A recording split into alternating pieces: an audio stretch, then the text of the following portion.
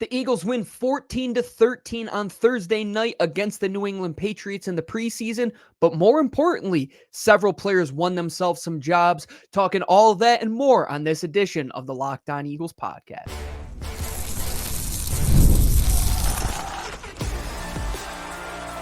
You are Locked On Eagles, your daily Philadelphia Eagles podcast, part of the Locked On Podcast Network, your team every day. Welcome on in, everyone, to yet another edition of the Locked On Eagles podcast, part of the Locked On Podcast Network, your team each and every day. I'm your host, Gino Camilleri, hosting your only daily Philadelphia Eagles podcast, bringing you episodes 5 days each and every week. And on this Thursday edition of the show, the Philadelphia Eagles move to 2-0 in the preseason, but more importantly, who won a job? Who lost the job? Is the offensive concern at the depth positions as big as we've been making it here at LOE?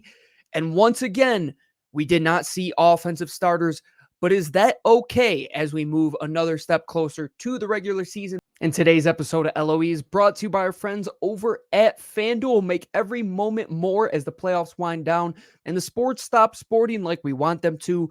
This summer, FanDuel is still hooking up all customers with a boost or bonus daily. That's right, there's something for everyone every day, all summer long. All you have to do is visit FanDuel.com to get started today. Thank you to our everydayers for making us your first listen as we get rolling here on this Thursday edition of the show. And we have another game to talk about. The only game on the schedule in the entirety of the NFL. So unless you're a Eagles fan or a Patriots fan or a complete sicko, there's no reason that you should be listening to this show. But if you're an Eagles fan, you knew that this was much more than just another preseason game. You understood that there were multiple players that were coming into tonight that could potentially win or lose themselves a job. So let's just talk about it in sequential order of how things happened. Before the game even starts, it's clear that Mekhi Becton is the winner of the right guard battle. He didn't even play tonight. Tyler Steen, he ended up playing, not to his benefit though. It was unfortunate. He goes out there and he gets carted off. It seems like that ankle injury has just been continuing to linger. He goes out there, battles it out after what looks like he lost the job to Mekhi Becton, seeing that he was the one to go out there and get the quote-unquote first team right guard minutes. Mekhi Becton didn't even have to play. Unfortunately, now you're wondering who is that next guy up at the right guard position if Tyler Steen is out for any extended period of time. Fingers crossed, hopefully he does come back relatively quickly, but getting carted to the locker room after walking off on his own power, it's not great to see. But it looks like the Eagles are going to go with a starting combination of Jordan Mailata, Landon Dickerson, Cam Jurgens. At right tackle will be Lane Johnson. And man, if you were to ask me or Lou before this preseason started, if Mekhi Becton had any chance to win the right guard job, we would have said you were probably crazy. He's more than likely going to be your swing tackle. Well, congratulations to Mekhi Becton. He goes out there. He wins himself a job. Also, Tyler Steen, it is important. He is your sixth man on this offensive line. He needs to come back healthy because they're just one injury away from him being the next guy to go. And if not, we'll talk about the offensive line depth concerns. They need him in a big way. Now let's move to the defensive side of the ball. The big question, who are going to be the guys on the outside at cornerback? Right away, the starters, it was Kelee Ringo, it was Isaiah Rodgers, and then at the nickel cornerback position, it was Quinyon Mitchell. I thought one player out of that group separated themselves tonight. Quinyon Mitchell, I think, has solidified himself as the starting nickel corner, but the big job up for grabs was the player that's going to start opposite of Darius Slay. In my opinion, I think in the opinion of a lot of people as well that watch this game tonight, Kelee Ringo and the decision, it is leaning 22's direction. He looks bigger. He looks fast. He looks athletic. He understands where the ball is in the air. It looks like he continues to make plays on the football, getting his hands to the ball. Outside of one play tonight where Drake May made a heck of a throw, putting it in the basket of Javon Baker, who by a yard and a half or so cooked Kelee Ringo downfield. Kelee Ringo has done a very good job of maneuvering from the line of scrimmage as a press cover corner and really bullying these undersized wide receivers. And that's funny to say because Kelee Ringo, one of the questions about him was, can he put on this mask to be a full-time starter outside? Well, man, you just look at him and he looks the part. He looks like he's put on the muscle. You see him when he's in these one-on-one situations off the line of scrimmage. He's able to really jam and misguide these guys off of their initial line. He did that at multiple points tonight where he's pushing these guys to the sideline, making it nearly impossible for him to get stacked and then get into his blind side and then potentially push past him. He's done a very good job in these last two games of solidifying himself, in my opinion, as that guy opposite of Darius Slay.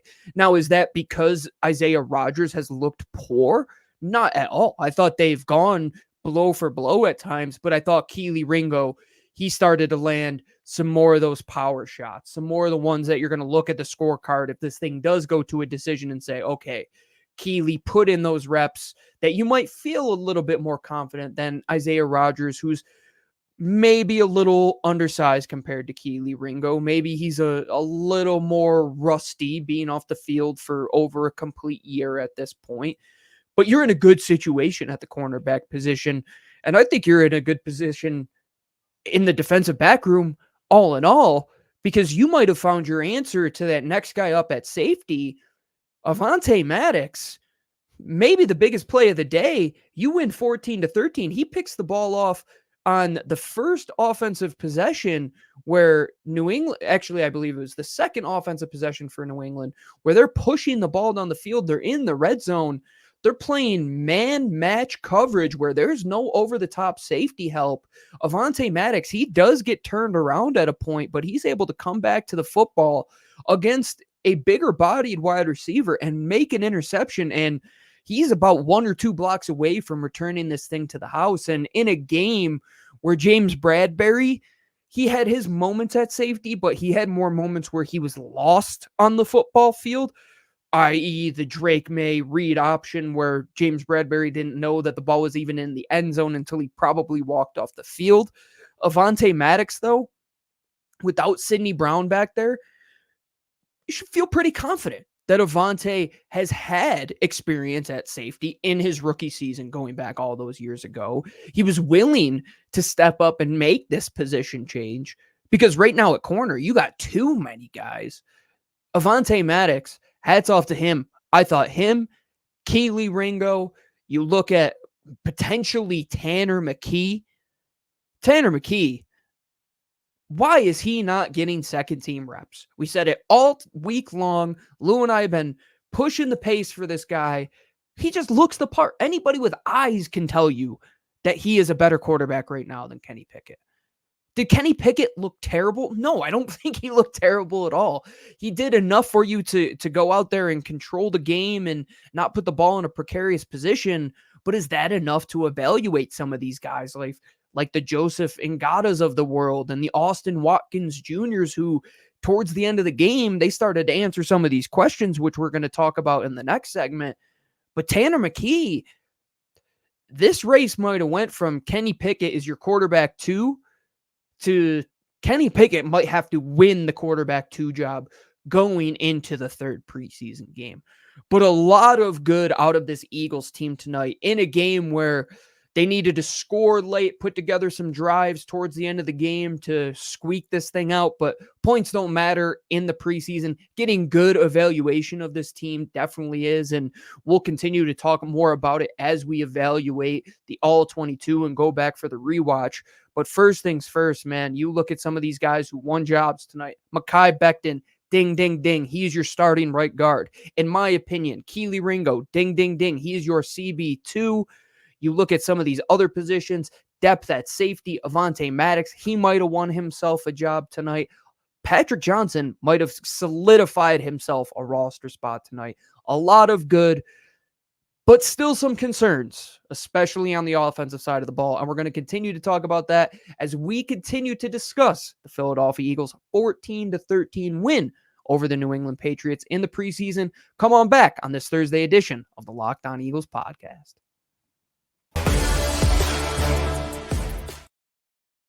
This episode of the Locked On Eagles podcast is sponsored by BetterHelp. What's the first thing that you would do if you had an extra hour in the day? Someone like me, I'm not the quickest reader, but if I had an extra hour, I'm sure I would dedicate it to reading more books. I love learning new things. I love going out and hiking. And a lot of us spend our times wishing we had more time. But the question is, time for what? If time was unlimited, how would you use it? The best way to squeeze in that special thing into your schedule is to know what's important to you and make it a priority. Therapy can help you find what matters to you most so you can do more of it. If you're thinking about starting therapy today, give BetterHelp a try. It's entirely online, designed to be convenient, flexible, and suited to your schedule. Just fill out a brief questionnaire to get matched with a licensed therapist and switch therapist at any time for no additional charge. I've been going to therapy for many years now. I had COVID the last couple weeks, so I just got back to it today. I suggest you get in on therapy. It is another tool to add to your tool belt. Learn what makes you happy with BetterHelp. Visit betterhelp.com/lockedon today to get 10% off your first month. That's BetterHelp, HELP.com/lockedon. Welcome on back, everyone. Gino Camilleri, your host on this Thursday edition of the Locked On Eagles podcast. Thank you to our everydayers for making us your first listen each and every day. And for your second listen, make sure you go check out the Locked On Fantasy Football podcast. Get daily insights to the best fantasy draft strategies so that you can win your league this season. Part of the Locked On Podcast Network, your team each and every day. Make sure you are subscribing to wherever you get your shows, whether you're watching along, listening along.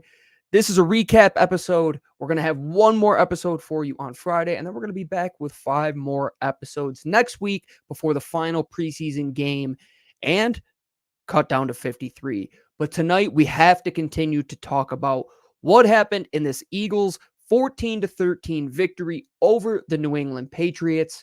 In segment 1, we talked about who won a job, but now we have to talk about some areas of concern for this Philadelphia Eagles team. And the big talking point all week between Lou and myself here at LOE was who is going to be that next guy up at the wide receiver position, heck, at any pass catching position, if Devontae Smith, AJ Brown, Dallas Goedert, Saquon Barkley, God forbid, any of them go down, who is the next guy up?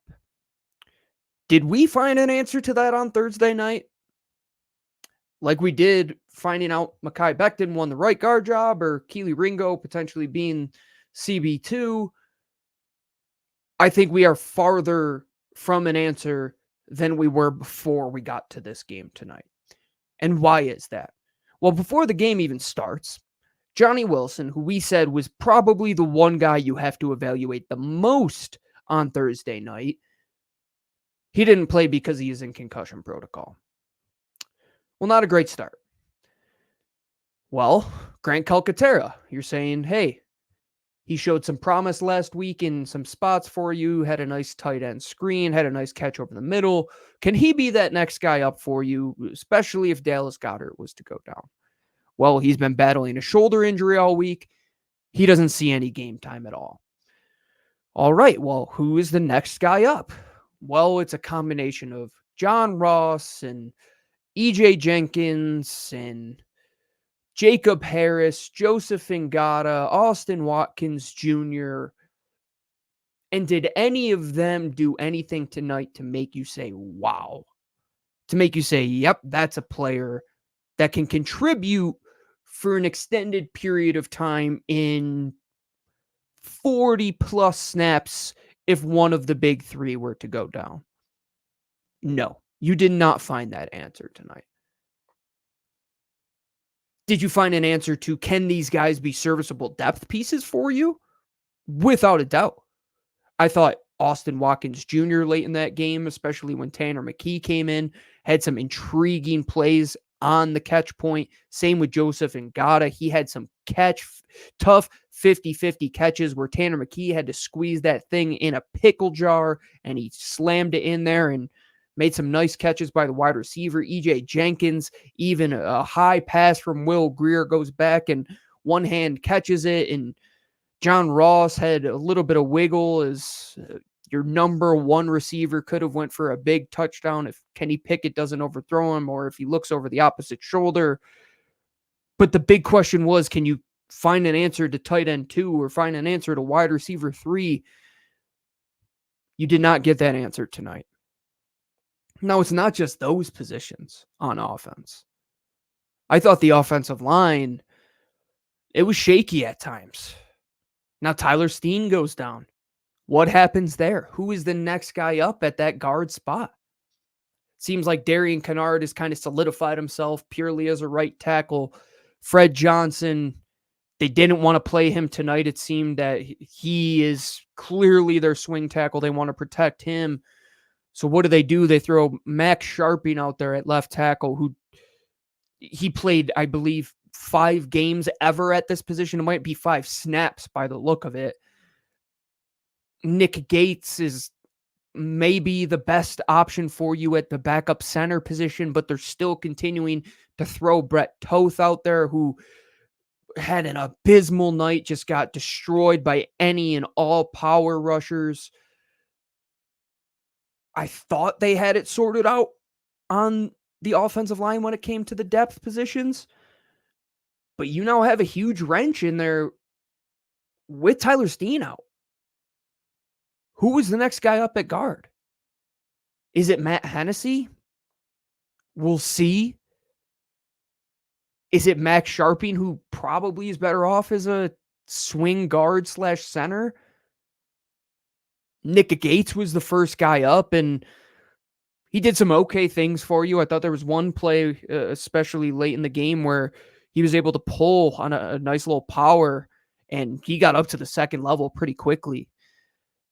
But you just signed him a couple weeks ago, and Dylan McMahon showed some flashes for you of athleticism the last couple weeks. But the thing that always keeps coming back to my mind is you're one snap away from X happening. Well, now Tyler Steen's out. What if one of those tackles goes down? What if your center goes out? How are you going to maneuver these things around? We got a lot of things answered when it comes to some of these positions, but still on offense, those depth concerns, that cage is still rattling. It has not settled. Tight end is not settled. Can they get anybody outside of EJ Jenkins to step up to the plate? Albert O, CJ Uzomah, do these guys want to win a job? At least the backup wide receivers are making plays on the football. Even Anais Smith had a nice little 2-point conversion on a beautifully designed play where he does a nice little jet motion across the formation, just gets out to the flat, catches that thing, wins the game for the Eagles. But do these depth pieces, do they want to win a 53-man spot? Well, of course they do. That's a silly question. But did they get closer to answering those questions tonight? Nope. Not in my opinion. On defense, I think you got too much depth. It's not a bad problem to have on defense with the depth that they have, man. Guys like Patrick Johnson is going to make his way onto this roster. And you see a guy like Thomas Booker, who won back-to-back rushes, shows off that tweener ability as a power type of rusher and a Fangio front, got back-to-back sacks. Nakobe Dean and those linebackers are starting to put together some nice minutes for this team. But depth on offense, it's to be determined.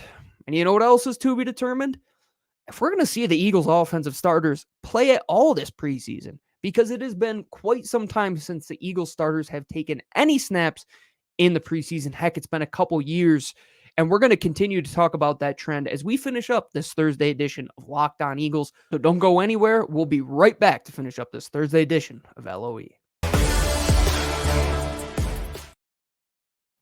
This Thursday edition of LOE is brought to you by our friends over at FanDuel. Right now, all 4 big sports are just around the corner. Everybody in Philly hold on to your horses. The Phillies still got a chance. Things aren't the best, but right now, there's not a better time to get in on the action and put a future on those Phils. Buy low, sell high, and go to FanDuel.com right now or download that FanDuel app, because right now all customers are going to be hooked up with a boost or bonus daily. That's right. There's something for everyone every day, all summer long. If you got in on the action, took the Eagles money line tonight against New England, you got hooked up with some cash. And if you want to get in on the action moving forward, head over to FanDuel.com and start making the most out of your summer. FanDuel is the official sports betting partner of Major League Baseball and the entire Locked On Podcast Network. All right, our everydayers, finishing up this Thursday edition of the show, this post-game edition of the Locked On Eagles podcast. They pull out a 14-13 victory over the New England Patriots in the preseason in Foxborough. Thank you for being an Eagles fan, supporting this team, and thank you for supporting us here at the Locked On Eagles podcast, being one of our many great everydayers. Make sure you subscribe to the show so you could catch tomorrow's episode as well as every episode that we do each and every day, 5 days, matter of fact, here at LOE. But to finish up today's episode, we once again have not seen the offensive starters take any snaps for this team. And I went back and looked because it's been quite some time and my memory is not the best. And I wanted to see when the last time Jalen Hurts and this Eagles offense took any preseason snaps. You have to go back to that last preseason game in 2022 against the Jets to see the last time Jalen Hurts stepped on a football field in the preseason. Now, is that a strategy that has worked for this team? It has. And you can't get too upset about it, because if you look at 2022, they go out and win a Super Bowl. He plays very limited minutes with those starters, and they got out to a quick start. Was camp perfect last year and the year before? I don't think it is as crisp as we have heard the reports of this offense being this year. But it is one of those trends that Nick Sirianni, who is an offensive-minded coach, is okay with at least throwing the defense out there for a few snaps, but he is very protective of his offense. Now, the way the Eagles offense went out there and looked with the second, third, and fourth string quarterback and none of the starters, they've put together two impressive games, and they've at least allowed you to win 2 football games and evaluate a lot of guys on the offensive side of the football. But at the same time, they must be very, very confident in this offense that they take care of business and they don't need to see it. They don't need trust by verification. They know that they're going to come out guns blazing. Look at last year. Jalen Hurts doesn't touch the football field until week 1. Hey, they start hotter than anybody. They're 10-1. Now, were the games perfect? No. We know how that went. But it is one of those trends that is interesting to watch, especially with Nick Sirianni adjusting how he has gone about this training camp in particular. Because this one, he made it more OTA, not mandatory, but mandatory heavy. They did more stuff in pads. They have started the defensive guys, but they still don't start the guys on offense. Now, we'll see come week 1 if that's just one of those things that you don't have to worry about these guys. And you know, whether it's a pop quiz, whether it's homework, whether it's a test, the offense is going to go out there and play well. I have to say that I'm on board with the way that he has gone about it. And I brought this up because I saw some criticism on Twitter, people saying, well, if things are rusty, it's because we didn't start these guys. Are they ever going to start the offensive starters? And I just wanted to touch on this point because if you look at the history of what Nick has done, it's following suit. And to me, I look at it as putting a lot of trust in that unit. Because if you're a team that you're almost having to force your starters to go out there and say, okay, show me something. Like, we need to see something before I can trust you to move forward. I always go back to the first time I ever was here in Colorado was 2018, following the Super Bowl season, preseason game against the Browns. if you want to talk about an awful preseason game, which gave you no semblance of hope moving forward, go watch that preseason game and then all the preseason games that followed that. And then what took place in 2018. That's called trauma, folks.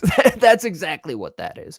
But with Jalen and with Avonte and with AJ and with this offensive line, the only thing that's different is the coordinator, and it looks like the coordinator is doing a pretty good job, especially with just a vanilla group and a vanilla playbook right now. When he does pull out all the fancy footwork and gets out his dancing shoes for this offense, they have to feel very confident in how Jalen Hurts and this unit is adjusting to this new Kellen Moore world. It also probably has to do with not wanting to give away any trade secrets. I don't want to give away tape on Jalen Hurts and anybody on this offense. It's hard enough to win in this league. You saw what it was when you had a basic offense that everybody could just go out there and read right away, and it was like learning your ABCs as opposed to learning a new language. You want Kellen Moore and this offense to have all their tricks at their disposal. If it means not playing them for a second and keeping this thing as close to the vest as possible, and with the injuries that have taken place in the preseason, I'm 100% on board with never playing your starters ever again in the preseason and getting them ready to go for week 1. Because with the questions that you still have at some of the depth positions, week 3 of the preseason isn't going to be the time to figure out whether you have the driver and the car. It's going to be week 1 of the regular season. Week 3 of the preseason, there's still some depth battles that they have to figure out. Some offensive line, some defensive back questions that they have to answer. It is not to go out there and show off your fancy new F1 car with Jalen Hurts driving this model. No, that's week 1 down in Brazil, a Friday night game, neutral territory. It's going to be here before you know it. But tonight, everything that you got answered, it came down to depth. The questions that you still have, it comes down to depth. All in all, at the top, I think this football team is set up pretty good. So that'll do it for this Thursday edition of Locked On Eagles. Lou and I will be back tomorrow to break down this game some more, but that is our initial reaction here at the Locked On Eagles podcast following the Eagles 14-13 victory over the New England Patriots. Always good to beat New England. Hey, remember what happened back in 2018 on a nice crisp Sunday night in February. I think it was the 4th, by the way, as well. Yeah, we all do here in Philadelphia, but on a lesser scale, thank you for joining us here on this preseason edition of the Locked On Eagles podcast and making us your first listen each and every day. Make sure you are subscribing to the show to continue to grow the great audience here at Locked On Eagles. Make sure you interact with us on Twitter at DiBiase is my co-host. You can find me at GC24_football. Follow the main page at DiBiase LOE.